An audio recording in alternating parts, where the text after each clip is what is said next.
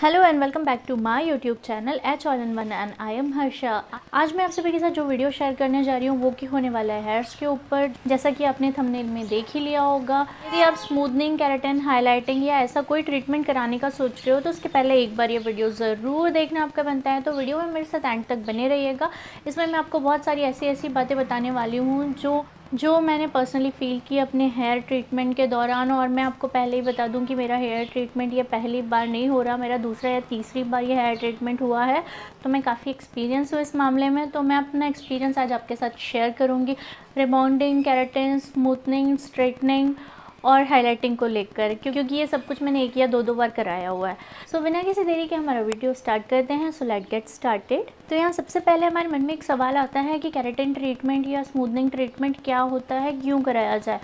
तो यदि आपके बाल ना बहुत ज़्यादा थिक हैं, बहुत ज़्यादा फ्रीजी हैं, बहुत ज़्यादा उलझते हैं, अनसुलझे बाल हैं आपके, तो आप स्मूथनिंग ट्रीटमेंट पे यहाँ पे जा सकते हो। रिबॉन्डिंग और स्ट्रेटनिंग के लिए मैं आपको बिल्कुल सजेस्ट नहीं करूँगी, क्योंकि वो बहुत ज़्यादा हार्ड केमिकल वाला ट्रीटमेंट होता है, बहुत हार्श केमिकल यूज़ होते हैं उसमें। तो आप थोड़े दिन तक तो आपके हेयर्स ठीक रहते हैं, उसके बाद वो आपके हेयर्स को एकदम बुरी तरीके से डैमेज कर देते हैं। रिबॉन्डिंग और स्ट्रेटनिंग बेसिकली हेयर्स को सीधा रखने का ट्रीटमेंट है। कि रिबॉन्डिंग और स्ट्रेटनिंग से आपके हेयर्स एकदम स्ट्रेट हो जाते हैं। वो आपके हेयर्स में कुछ ऐसा वाला केमिकल अप्लाई करते हैं ताकि आपके हेयर्स एकदम स्ट्रेट रहें। रिबॉन्डिंग और स्ट्रेटनिंग में आपके हेयर्स परमानेंटली स्ट्रेट हो जाते हैं, लेकिन वो आपके हेयर्स की क्वालिटी को बहुत बुरी तरीके से डैमेज कर देता है, बहुत हार्श केमिकल के चलते। मतलब इनिशियल लेवल पे तो आपको इतना प्रॉब्लम नहीं होगा, लेकिन आफ्टर 2 मंथ 3 मंथ आपका हेयर फॉल होने लगेगा और आपको प्रॉब्लम स्टार्ट हो जाएगी। यहाँ स्मूथनिंग की बात अलग है। यदि आपके हेयर्स थोड़े से थिक हैं, फ्रीजी हैं, क्वालिटी आप थोड़ी इंप्रूव करना चाहते हैं तो आप जा सकते हो स्मूथनिंग ट्रीटमेंट पे। लेकिन स्मूथनिंग ट्रीटमेंट में भी कई सारी कंडीशन बनती है। स्मूथनिंग ट्रीटमेंट में आपके हेयर्स परमानेंट स्ट्रेट हो तो जाते हैं, लेकिन आपकी वैसी वाली स्ट्रेटिंग नहीं होती जैसे आप एक्सपेक्ट कर रहे थे कि रिबॉन्डिंग के थ्रू हो जाती है। तो ये आपके वैसे वाले स्ट्रेट नहीं होते आपकी परमानेंट स्ट्रेट है, लेकिन इसमें थोड़ा सा सल आ जाता है। जैसे कि आप मेरे हेयर्स में देख रहे होंगे हल्की हल्की ये जो वेवीनेस आ रही है ना, तो ये वेवीनेस आपको स्ट्रेटनिंग और रिबॉन्डिंग में नहीं दिखाई देती है, जो कि स्मूथनिंग में आपको दिखाई देती है। तो स्मूथनिंग जब आप कराते हो तो सबसे पहले स्मूथनिंग कराने के थोड़े से मैं ड्रॉबैक भी गिना दूँ कि जब आप स्मूथनिंग कराते हो ना तो आपको हेयर को बहुत ज़्यादा पैम्पर करना पड़ता है। सबसे पहले स्टार्ट करते हैं प्रोडक्ट के साथ। यदि आपने स्मूथनिंग करा रखी है तो आपको प्रोडक्ट वो लोग ही सजेस्ट करेंगे जहाँ से आपकी स्मूथनिंग हुई है, और फिर वो प्रोफेशनल प्रोडक्ट आपको सजेस्ट करेंगे जो कि आपको यूज़ करने भी पड़ते हैं। क्योंकि यदि आपको स्मूथनिंग को मेंटेन रखना है बहुत ज़्यादा लॉन्ग पीरियड के लिए तो आपको वही वाले प्रोडक्ट यूज़ करने पड़ेंगे जो कि काफ़ी कॉस्टली आते हैं। नॉर्मली आप इतने हाई बजट के शैम्पू और कंडीशनर नहीं यूज़ करते हो, लेकिन आपके शैम्पू और कंडीशनर यहाँ पे बहुत ज़्यादा कॉस्टली आते हैं। जो कि मेरे स्मूथनिंग ट्रीटमेंट में मुझे शॉस्कॉफ के सजेस्ट किए थे। उन्होंने एक हेयर मास्क दिया था, एक कंडीशनर दिया था, एक सीरम दिया था, और ये मतलब सारा ऑल ओवर अच्छा खासा बजट बन जाता है आपका। आप नी करके माने तो 2 से ढाई हज़ार रुपये लगभग आपके लग ही जाते हैं। तो ये आपके शैम्पू और कंडीशनर, और ऐसा थोड़ा है कि आपको साल भर में सिर्फ एक ही बार ये लेना है। आप ये जब ख़त्म कर लो, मतलब आप 2 महीने में भी ख़त्म कर लो, आप 3 महीने में भी इसको चला लो तो वो ख़त्म हो जाता है। तो ऐसे 2-3 महीने में आपका ये 2 से ढाई हज़ार रुपये का खर्चा है। प्लस आपको आपकी केयर लेने के लिए आपको स्पा लेना काफ़ी ज़रूरी है। तो इसमें आपको स्पा भी लेना ज़रूरी है। तो स्पा आप नॉर्मल वाला नहीं ले सकते हो, आपको स्पा थोड़ा अच्छा वाला लेना ज़रूरी होता है। तो अच्छा वाला स्पा जब आप लेने जाते हो जिसमें आपका प्रोटीन भी जाएगा, जिसमें आपका अच्छा वाला प्रोडक्ट जाएगा, तो वो मैं आपको सीधा बता दूं कि वो 1500 के नीचे नहीं होता है। यदि हो भी जाता है तो वो इतना अच्छा वर्क नहीं करता जितने अच्छे रिजल्ट्स आप एक्सपेक्ट करते हो। तो जैसे आप रिज़ल्ट पहले दिन आपके स्मूथनिंग के देखते हो, थोड़े दिन बाद वैसे वाले रिज़ल्ट नहीं होते हैं। आपके हेयर्स थोड़े से फ्रीजी होना शुरू हो जाते हैं, क्योंकि प्रॉपर आप इतनी केयर नहीं दे पाते हो। पॉसिबल ही नहीं होता इतनी केयर देना। केयर में आपको हल्की सी भी स्वेटिंग नहीं आना चाहिए, और मेरा तो काम वर्कआउट का है तो मेरे लिए तो पॉसिबल हो ही नहीं पाता है। लेकिन आपको स्वेटिंग नहीं आना चाहिए, थोड़ी सी भी स्वेटिंग होती है तो आपको ब्लो ड्रायर करना है। ब्लो ड्रायर भी आपको कूल एयर वाला करना है। तो आपको आपके हेयर्स को बहुत ज़्यादा ड्राई रखना पड़ता है, और आपको आपके हेयर्स को बहुत पैम्पर करना पड़ता है। प्रॉपर आपको स्पा लेनी पड़ती है ना 1 मंथ, तो आपके जाके हेयर्स काफ़ी अच्छे मेंटेन रहेंगे। कई लोगों को हमने देखा होता है कि स्मूथनिंग कराने के बहुत सालों बाद भी उनके हेयर्स अच्छे हैं, तो वो इस वजह से रहते हैं। तो कोई भी केमिकल ट्रीटमेंट को आप लॉन्ग टर्म अच्छा रख सकते हो यदि आप उसकी प्रॉपर केयर कर सकते हो, यदि आप पैसा इन्वेस्ट कर सकते हो, आप होम केयर करते हो। मतलब बहुत सारी चीज़ें आती हैं कि आप पैम्पर कर सकते हो आपके हेयर्स को। तो आप ये चीज़ों को लॉन्ग टर्म रख सकते हो। यदि आप केयरलेस हो, आप कुछ नहीं कर सकते, आप लेज़ी हो, ऑफिस वर्किंग हो, इतना ज़्यादा टाइम नहीं होता आपके पास, या फिर आप बहुत ज़्यादा पैसा इन्वेस्ट नहीं कर सकते, तो ये आपके हेयर्स को काफ़ी हद तक डैमेज कर देगा और आपके हेयर्स लॉन्ग टर्म नहीं स्मूथ रहेंगे, बहुत ज़्यादा केयर मांगते हैं। तो मेरा ये पॉइंट था कि बहुत सारे लोगों को ये जानना था कि क्या होता है, बाल ख़राब हो जाते हैं, बाल अच्छे रहते हैं। तो it's totally up to you. यदि आप थोड़ा पैसा इन्वेस्ट करोगे, आप थोड़ी केयर करोगे, तो हेयर्स आपके बहुत अच्छे रहेंगे। और केयर बहुत मांगते हैं हेयर्स, और यदि आप ये नहीं कर सकते तो आपके हेयर डैमेज होंगे, आपको हेयर फॉल होगा, आपके हेयर्स बिल्कुल ख़राब हो जाएंगे। और दूसरी सबसे इम्पॉर्टेंट बात ये कि लोगों को लगता है कि उसने कराई है तो मैं भी करा लूँ, मुझ पे भी सूट करेगी। तो आपके फेस पे भी ये डिपेंड करता है। जब आप स्मूथनिंग कराते हो ना, तो आपके हेयर्स एकदम से चिपक जाते हैं, मतलब आपके हेयर्स थिक हैं, आपके हेयर्स की डेंसिटी बहुत ज़्यादा है, तो आपके घने वाले बालों को वो इतना सा कर देगा, मतलब बहुत चिपका देते हैं, बहुत थिन हो जाते हैं आपके हेयर्स। तो आप देख सकते हैं मेरे हेयर्स ना काफ़ी घने थे पहले, लेकिन स्मूथनिंग कराने के बाद ना वो लगभग मेरा फेस ना ऐसे हो गया है, तो वो हेयर्स ना चिपक गए हैं। तो मेरे फेस पे तो ये मुझे बहुत ज़्यादा सूट नहीं करते, लेकिन मैंने किसी और पर्पज़ से कराया कि मेरे हस्बैंड को मेरा ये वाला लुक पसंद था, क्योंकि ये मैंने पहली बार नहीं कराया, ऑलरेडी मैं करा चुकी हूँ, तो उन्हें पता था कि कैसा लगेगा, और मैं भी मेंटली कहीं ना कहीं प्रिपेयर थी कि लाइक ऐसा ही लगेगा।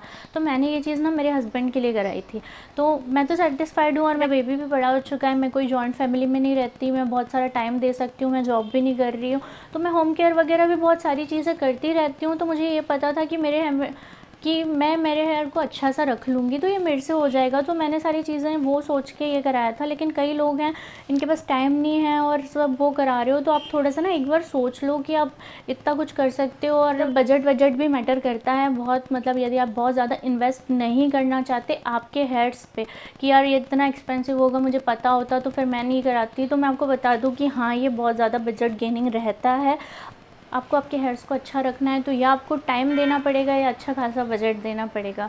हम बात कर रहे थे सूट करने की, तो बात ये हो रही है कि यदि मेरे फेस पे ये ऐसा चिपक रहा है, ये मेरे फेस को बड़ा ज़्यादा ब्रॉड दिखा रहा है, तो यदि आप चाहते हो कि आपका फेस ऐसा ब्रॉड ना दिखे, तो फेस पे हेयर्स का बहुत ज़्यादा इफेक्ट आता है। हेयर्स थोड़े से थिन हो जाएंगे तो आपका फेस थोड़ा ब्रॉड लगेगा। तो यदि आप बहुत ज़्यादा हेल्दी हो, थोड़े से मोटे हो, तो आपको बहुत ज़्यादा ये लुक सूट नहीं करता। लेकिन फिर भी आपकी चॉइस है, आपकी अपनी पसंद है। आप आपके हेयर्स को ट्रांसफॉर्म करना चाहते हो, नया लुक देना चाहते हो, तो डेफिनेटली ये करा सकते हो। तो मैंने इसके प्लस पॉइंट भी बता दिया आपको, मैंने इसके नेगेटिव पॉइंट भी बता दिया आपको, और मैं आपको यहाँ पे रिजल्ट भी बता दूँ कि पहले दिन जैसे आपके हेयर्स की क्वालिटी होती है, एज इट इज़ आपके हेयर्स की चमक बिल्कुल वैसी ही नहीं रहती, डिफरेंस आने लगता है। और मेरे हेयर्स में सिर्फ स्मूथनिंग नहीं है, मेरे हेयर्स में केराटिन ट्रीटमेंट भी है। तो अब हम बात करते हैं केराटिन ट्रीटमेंट की। तो केराटिन ट्रीटमेंट एक प्रोटीन ट्रीटमेंट है जो आपके हेयर्स को प्रोटीन प्रोवाइड करता है। लेकिन कई लोगों को लगता है कि केराटिन से हमारे हेयर्स परमानेंट स्ट्रेट हो जाते हैं, तो ऐसा कुछ नहीं है। आपके केराटिन से परमानेंट स्ट्रेट हेयर्स नहीं होते। कई लोगों के मन में ये ख्याल आता है कि वो स्ट्रेट हो जाते हैं, लेकिन नहीं, आपके हेयर्स केराटिन से परमानेंट स्ट्रेट नहीं होते। दिन के लिए वो आपको दिखाई देंगे कि वो स्ट्रेट हो चुके हैं, लेकिन आफ्टर 1 वॉश 2 वॉश वो वैसे ही फॉर्म में आ जाते हैं जैसे कि वो हुआ करते थे। लाइक वो आपके हेयर्स वेवी होंगे तो वेवी हो जाएंगे, कर्ली थे तो कर्ली हो जाएंगे। केराटिन ट्रीटमेंट आपके हेयर्स को प्रोटीन प्रोवाइड करता है, ना कि उसको स्ट्रेट करता है। दूसरा पॉइंट यहाँ पे रहता है कि केराटिन ट्रीटमेंट परमानेंट है क्या। तो केराटिन ट्रीटमेंट केमिकल की एक लेयर होती है जो आपके हेयर्स पे अप्लाई होती है, तो ये 3 महीने तक चलती है, और वो भी तब जब आप वही वाले प्रोडक्ट और वही वाले शैम्पू इस्तेमाल करो। क्योंकि जो शैम्पू, कंडीशनर, सीरम आपको प्रोवाइड किए गए थे वो बिल्कुल लेस केमिकल्स हैं, उनमें बहुत ज़्यादा कम केमिकल यूज़ हुआ है। वो बहुत ज़्यादा लेस केमिकल वाले शैम्पू वगैरह यूज़ करना पड़ेगा, तब तो वो 3 महीने सर्वाइव कर जाएगा। लेकिन यदि आप आपके हिसाब से शैम्पू कंडीशनर इतना अफोर्ड नहीं कर पाते और आपके हिसाब से करते हो, तो आपकी लेयर नहीं टिक पाएगी। आपने एक बार भी वॉश कर लिया या फिर आपने थोड़ा सा भी अलग से शैम्पू और कंडीशनर अलग यूज़ करने की कोशिश करी, तो वो ख़त्म हो जाएगा। वो केमिकल की लेयर है वो बिल्कुल हट जाएगी और आपके हेयर्स वैसे ही हो जाएंगे जैसे कि वो हुआ करते थे। थर्ड पॉइंट, केराटिन ट्रीटमेंट से शाइन आ जाती है हेयर्स में। तो हाँ, केराटिन ट्रीटमेंट से आपके हेयर्स में फ्रीजीनेस ख़त्म होती है, थोड़े से शाइन हो जाते हैं। आपके बाल बहुत ज़्यादा कर्ली नहीं है तो वो थोड़े से स्ट्रेट भी दिखने लगते हैं, लेकिन वो लगभग स्ट्रेट हो जाते हैं, लेकिन वो पूरी तरीके से ऐसे स्ट्रेट फॉर्म में ऐसा नहीं होते वो। तो आप चाहें तो केराटिन ट्रीटमेंट करा सकते हैं, 3 महीने के लिए वो रहता है। फिर वापस से आप 3 महीने बाद केराटिन ट्रीटमेंट एक और बार करा लें। तो वो क्या करता है ना, केराटिन ट्रीटमेंट हेयर्स में प्रोटीन प्रोवाइड करता है, और प्रोटीन आपके हेयर्स के लिए काफ़ी अच्छा होता है, तो वो आपके हेयर्स ग्रो करने के लिए आपको हेल्प करता है। तो यदि आपके हेयर्स की ग्रोथ नहीं होती, ज़्यादा लंबे नहीं होते, आपके हेयर्स को प्रोटीन की ज़रूरत है, थोड़े से बढ़ाना चाहते हो हेयर्स, तो केराटिन ट्रीटमेंट पे आप इजीली जा सकते हो। 3 महीने के लिए केराटिन ट्रीटमेंट आपका वर्क करेगा, उसके बाद आप अगेन केराटिन ट्रीटमेंट करा सकते हो, अगेन करा सकते हो।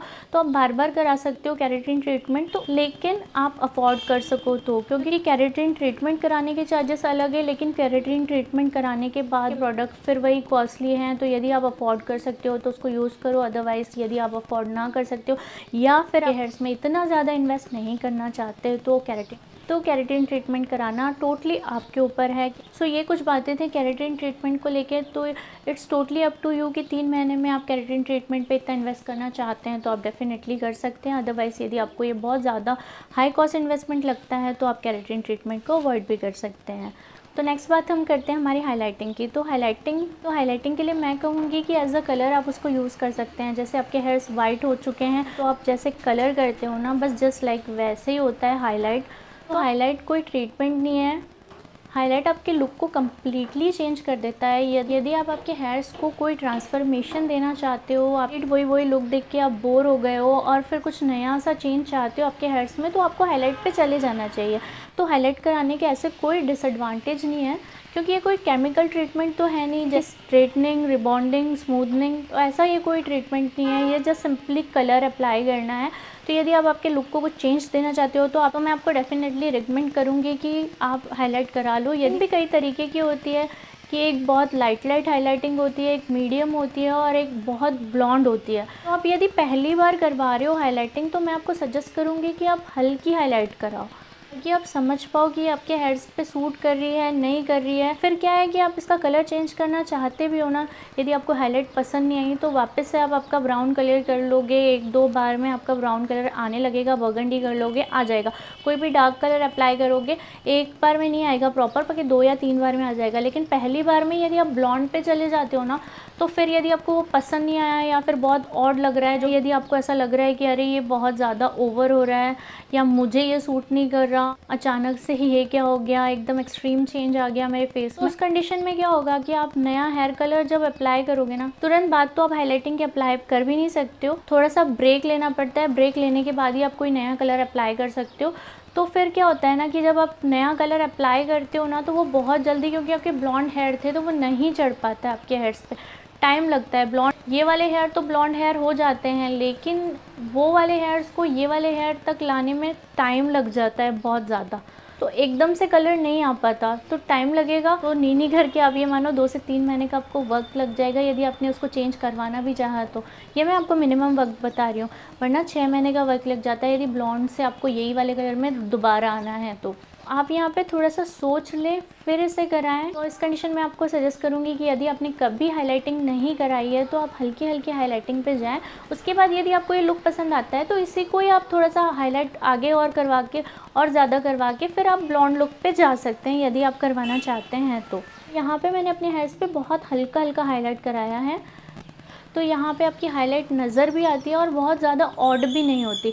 अब मुझे यदि ये लगता है कि मुझे और ज़्यादा करानी है तो मेरे पास ऑप्शन है कि मैं इसको करा सकती हूँ, और मेरे पास ये भी ऑप्शन है कि मुझे ये अच्छा नहीं लग रहा तो मैं इसको वापस से कोई और कलर भी करा सकती हूँ, अपने हेयर्स में भी ब्राउन पे जा सकती हूँ, तो मेरे हेयर्स तुरंत में ब्राउन हो जाएंगे। तो यहाँ पे मेरा लगभग 20 डेज़ के बाद मैं अपने हेयर्स पे कलर करा लूँगी, तो 20 दिन तक मेरा ये लुक रहा और 20 दिन बाद में अपने लुक को वापस से चेंज करके जैसे थे वैसा कर सकती हूँ। तो यहाँ मेरे पास ऑप्शन है।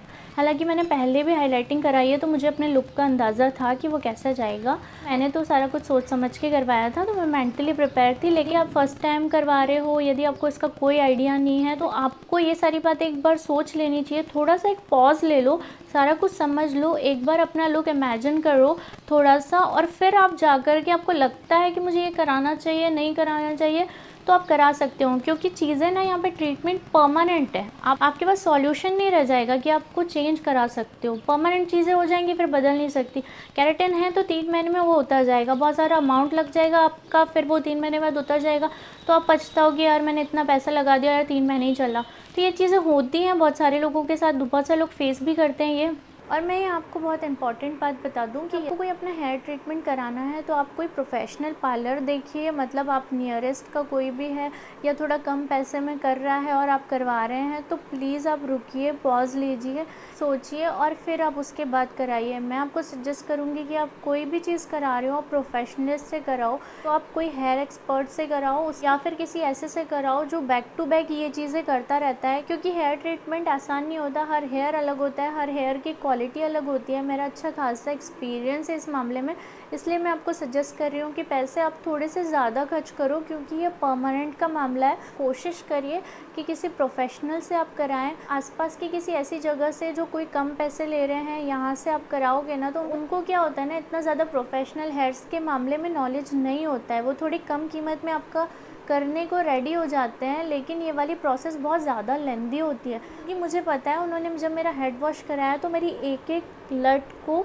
अलग अलग टाइम पे वॉश किया जाता था, उसका सबका टाइम लिखा हुआ था कि मेरी इतने हेयर को इस समय पे वॉश करना है, इतने हेयर को इस समय पे वॉश करना है, इतने हेयर को इस समय पे वॉश करना है, इतने टाइम का यहाँ पे पॉज लेना है। तो यहाँ पे मेरा हेड वॉश ना एक एक लट को वॉश करके हुआ है। तो ये वाली चीज़ें ना बहुत ज़्यादा सेंसिटिव रहती हैं, क्योंकि पूरा केमिकल ट्रीटमेंट है, तो आपको इस बारे में इतना आइडिया नहीं होगा क्योंकि आपने ऐसा कुछ नहीं कराया है।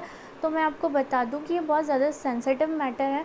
आप कोई भी चीज़ करा रहे हो हेयर प्रोफेशनलिस्ट से कराओ, क्योंकि ये बहुत ज़्यादा मैटर करने वाला पॉइंट है। मेरे हेयर्स की डेंसिटी काफ़ी थी, मेरे हेयर्स काफ़ी अच्छे थे, मेरे हेयर्स की क्वालिटी बहुत अच्छी थी, तो ये सारी चीज़ें मेरे हेयर्स टॉलरेट कर लेते हैं। लेकिन यदि आपके हेयर्स बहुत पतले हैं, बहुत कम है, आपके हेयर्स की क्वालिटी बहुत सेंसिटिव है, तो इस कंडीशन में आपको आपके हेयर्स का बहुत ज़्यादा ध्यान रखना होगा। तो ऐसी कंडीशन में तो मैं आपको सजेस्ट करूँगी कि प्लीज़ कोई केमिकल ट्रीटमेंट अवॉइड करें। केराटिन आप ले सकते हो, हाईलाइट आप करा सकते हो, लेकिन कोई परमानेंट ट्रीटमेंट थोड़ा सा अवॉइड करें। और मैं आप सबको इसलिए भी बता रही हूँ कि मेरा तो बहुत ज़्यादा बुरा एक्सपीरियंस रहा था इस चीज़ में। बहुत पहले ही स्ट्रेटनिंग करा ली थी अपने हेयर्स की, तो वो बहुत अच्छी गई थी मेरे हेयर्स पे काफ़ी। मैं उन दिनों स्लिम भी हुआ करती थी, तो वो मेरे फेस पे काफ़ी सूट करती थी। वो मेरी बहुत अच्छी जाने के बाद फिर मेरे हेयर्स बढ़ गए, तो मैंने सोचा कि चलो मैं फिर से उसका टचअप करा लेती हूँ। तो बहुत दिन तक तो मैंने हेयर्स पे अपने ध्यान नहीं दिया, लेकिन वो इतने लॉन्ग हो गए, उसके बाद मैंने सोचा चलो मैं टचअप करा लेती हूँ। तो जब मैं टचअप कराने गई तो क्या हुआ कि मेरे आधे हेयर्स में तो प्रोडक्ट यूज़ हो चुका था। ये वाले यहाँ तक के हेयर्स तो ऑलरेडी केमिकल ट्रीटेड थे, लेकिन ये वाले हेयर्स जो थे ना, उसको बोलते हैं वर्जिन हेयर, जिन पे कोई भी केमिकल अभी तक अप्लाई नहीं हुआ हो। तो ये वर्जिन हेयर थे मेरे और ये केमिकल वाले हेयर थे मेरे, तो दोनों हेयर पे ट्रीटमेंट अलग अलग होना चाहिए था। तो जहाँ से मैंने कराया, मैंने सोचा चलो अफोर्डेबल करा लेंगे, तो मैंने आसपास करा लिया था। तो उनको इतना आइडिया नहीं था, तो उन्होंने एक जैसा कर दिया, तो उससे मेरे हेयर पूरे जल गए। हाँ, वो पूरे बर्न हो गए, मेरे हेयर्स पूरे ख़राब हो गए और उसका कोई सॉल्यूशन ही नहीं था, और उसको ठीक करने के लिए कुछ भी नहीं कर सकते थे। मतलब इतनी फ्रस्ट्रेट हो गई थी, मैंने इतने बड़े बड़े पार्लर से कंसल्ट किया था। उस समय तो मैं जॉब करती थी, तो मेरे साथ पॉसिबल ही नहीं था। मतलब एकदम ज़्यादा, मैं कुछ पिक्चर शेयर कर दूँगी, एकदम ऐसे बर्न हेयर के साथ आप ऑफिस जाना और मतलब ट्रीटमेंट कराओगे तो आपको बहुत सारा टाइम देना है, और टाइम मतलब मैं कितनी छुट्टियाँ लूँगी यार अपने ऑफिस से। तो मेरे लिए बहुत ज़्यादा वो हो रहा था कि यार स्ट्रेटिंग कराने में इतना टाइम लगा। तो 2 दिन मैंने स्ट्रेटिंग के लिए दिए और उन्होंने बोला कि ठीक करने के लिए अब क्या कर सकते हैं, फिर कोई और नए केमिकल ट्रीटमेंट वो लोग यूज़ करते या फिर कुछ भी करते। तो मुझे मेरे पास तो टाइम भी नहीं था।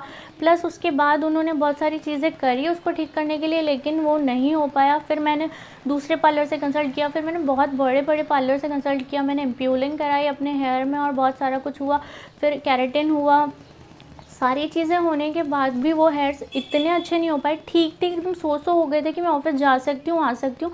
वो भी एक कंडीशन के साथ कि मेरे को आइनिंग रोज़ करनी पड़ेगी, तभी मैं ऑफिस जा सकती हूँ, अदरवाइज़ बिना आइनिंग के मैं ऑफिस नहीं जा सकती थी। इतनी बुरी कंडीशन थी मेरे हेयर की। मुझे खैर उस बात का इतना फ़र्क इसलिए नहीं पड़ा क्योंकि मैं मेंटली भी प्रिपेयर थी, लाइक कि मेरे को लुक पसंद नहीं आता तो मैं यहाँ तक अपने हेयर्स कटवा लेती हूँ। तो मेरे को अपने छोटे हेयर्स भी पसंद आते हैं, मेरे को अपने हेयर्स बड़े भी पसंद आते हैं, तो मेरा इतना प्रॉब्लम नहीं था। लेकिन यदि किसी और के साथ ये वाली कंडीशन उसको बेयर करनी पड़ती है ना, तो वो परेशान हो जाएगा। यदि आपके हेयर्स इतने लॉन्ग है और आपके हेयर्स के साथ कुछ भी गलत हो जाता है, तो फिर अब आप उसको क्या करोगे। और इन सारी चीज़ों के ट्रीटमेंट इतने महंगे हैं। जब मैंने अपने हेयर्स को ठीक करने की बात करी थी तो मेरे को खर्चा बताया था 1 लाख रुपए। हाँ, 1 लाख रुपए। और उस समय मतलब अब से 3 से 4 साल पहले की मैं आपको बात बता रही हूँ कि 3 से 4 साल पहले 1 लाख रुपए का मुझे खर्चा बताया था कि एक्सटेंशन करा सकते हो, ये करा सकते हो, वो करा सकते हो, यहीं आके वॉश कराना पड़ेगा और बहुत कुछ। तो 1 लाख रुपए भैया मैं तो नहीं खर्चा कर सकती थी, तो मैंने उसका सिंपल एक तरीका निकाला कि मैंने पूरे हेयर्स यहाँ से कट कर दिया। तो मुझ में तो इतना करेज था कि मैंने अपने हेयर्स यहाँ से कटवा लिए, क्योंकि मैं अपने उस लुक को भी बहुत एंजॉय करती थी। मतलब मैं काइंड ऑफ पर्सन हूँ कि मैं हर चीज़ में हैप्पी रह लेती हूँ, तो मेरे साथ चीज़ें चल गई। लेकिन यदि आप मेंटली प्रिपेयर नहीं हो, ज़्यादा नहीं रहते, वो हेयर ट्रीटमेंट इसलिए करा रहे हैं ताकि वो अपने बालों को खूबसूरत बना सकें या इतने लंबे कर सकें और वो सुंदर दिखें, और उनको पता चल जाए कि अरे मेरे हेयर्स तो पूरे ख़राब हो गए, मुझे यहाँ से कट करना पड़ेगा, तो बाप रे, उनके लिए तो मतलब कोई ऑप्शन ही नहीं रहता। तो भैया बहुत सारी कंडीशन होती है, तो यही सारा कुछ मैंने आपके साथ ये सारा कुछ इसलिए शेयर किया क्योंकि ये सब कुछ हो चुका है मेरे साथ।